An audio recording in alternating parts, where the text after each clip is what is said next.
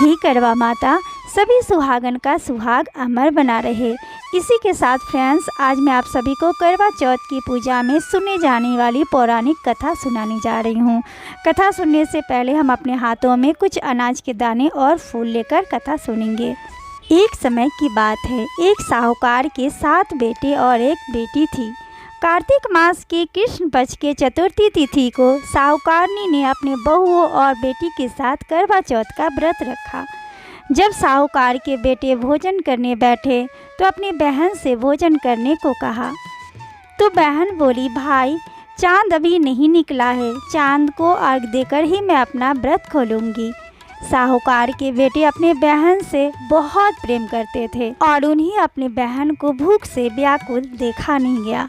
उन्होंने शाम के समय ही पीपल के पेड़ पर एक दिया जलाकर छन्नी टांग कर रख दिया और बहन से बोले, देखो बहन, चांद निकल आया, अब तो तुम अपनी व्रत खोल सकती हो।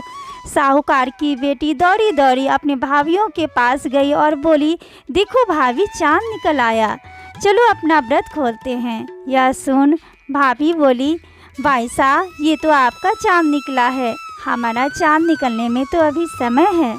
भूख से व्याकुल साहूकार की बेटी चांद के अर्घ देकर भोजन करने बैठ गई। जैसे ही उसने पहला निवाला तोड़ा, उसको छींके आ गई। दूसरा निवाला तोड़ने पर उसके मुंह में बाल आ गया और तीसरा निवाला तोड़ते ही ससुराल से बुलावा आ गया कि पति बहुत बीमार है, जैसे भी हो, जिस हाल में हो, तुरंत ससुराल पहुँचे। माँ जब बेटी की विदाई करने के लिए बक्से से कपड़े निकालती है तो बार बार काले और सफ़ेद रंग के कपड़े निकलते हैं। माँ घबरा जाती है कि कुछ अशुभ हो रहा है।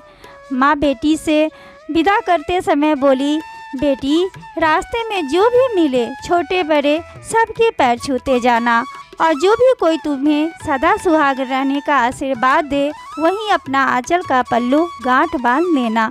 बेटी बोली, ठीक है माँ, और वह अपने ससुराल की ओर चल दी।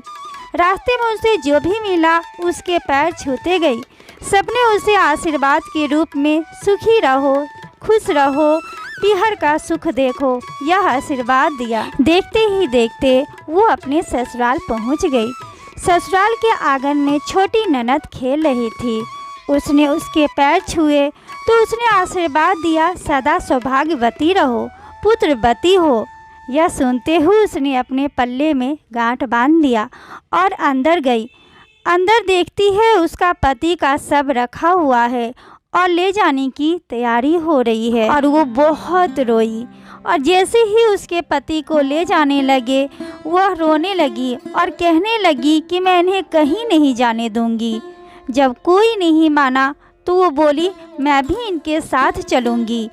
जब वो नहीं मानी तो बड़े बुजुर्ग ने कहा, ठीक है, इसे भी साथ में ले चलो। वो सबके साथ शमशान चली गई। जब अंतिम संस्कार का समय हुआ तो वह बोली, मैं इन्हें जलाने नहीं दूंगी। सभी लोग नाराज होने लगे, बोले, पहले तो ये अपने पति को खा गई, अब मिट्टी भी खराब कर रही है। लेकिन किसी की भी वो ना सुनी, अपने पति के पास बैठी रही। तब बड़ों ने निर्णय लिया, इसे यहीं पर रहने दो और यहीं झोपड़ी डलवा दो। अब वो झोपड़ी में अपने पति के साथ रहने लगी। पति की सफाई करती और पति के पास बैठे रहती। छोटी ननद दिन में 2 बार खाना लेकर आती और वो हर चौथ का व्रत करती और चांद को अर्घ देकर जब चौथ माता आती तो कहती, करवा ले लो, करवा ले लो, भाइयों की प्यारी करवा ले लो, छड़ी बुखारी करवा ले लो। चौथ माता से अपने पति की प्राण मांगती। तब चौथ माता कहती, हमसे बड़ी करवा माता आएंगी तो उनसे ही अपने पति का प्राण मांगना। इसी तरह सभी चौथ आई और चली गई। जब आसिन की चौथ माता आई तो बोली, कार्तिक चौथ माता तुमसे नाराज है, तुम्हारे पति के प्राण वहीं लौटाएंगे।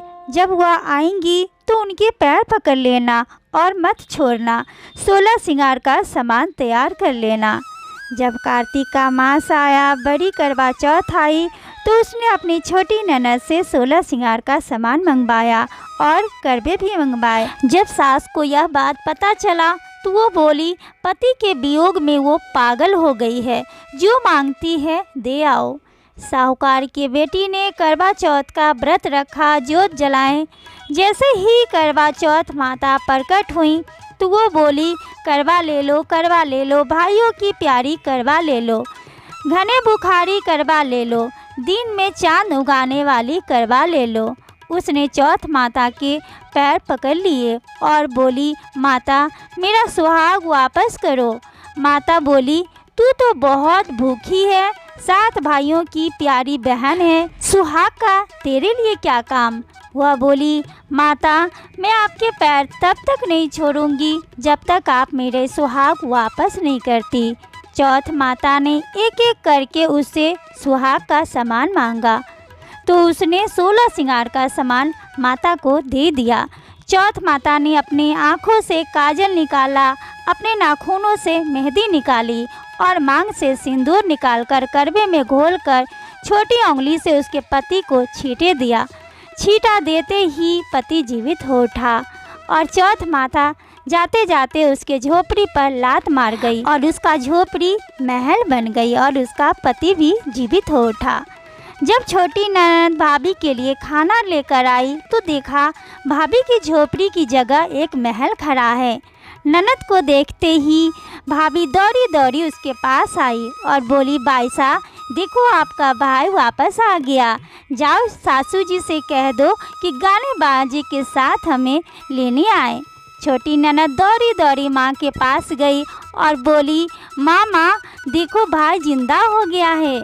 माँ बोली, भाभी के साथ तेरा भी दिमाग खराब हो गया है क्या। वो बोली, नहीं माँ, सच में मैंने अपनी आँखों से देखा है, भाई जिंदा हो गया है।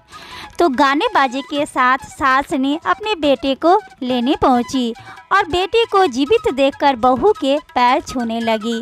तो बहू ने सास के पैर छुई और बहू बोली, देखो माँ आपका बेटा वापस आ गया। सास बोली, मैं तो साल भर पहले ही अपने बेटे को खो दिया था, ये तो तेरे भाग से वापस आया है। और बोली, हे करवा चौथ माता, जिस तरह से आपने इसके सुहाग वापस किए, इसे सदा सुहागन रहने का आशीर्वाद दिए, इसी तरह सभी सुहागन महिलाओं को सुहाग अखंड बनाए रखना, सभी सुहागन महिलाओं के सुहाग को हमेशा सलामत रखना। इसी के साथ फ्रेंड्स ये कथा यहीं पे समाप्त होती है और कथा आप लोगों को कैसी लगी आप मुझे कमेंट बॉक्स में ज़रूर बताएं। इसी के साथ एक बार फिर से आप सभी को करवा चौथ पूजा की बहुत सारी शुभकामनाएं।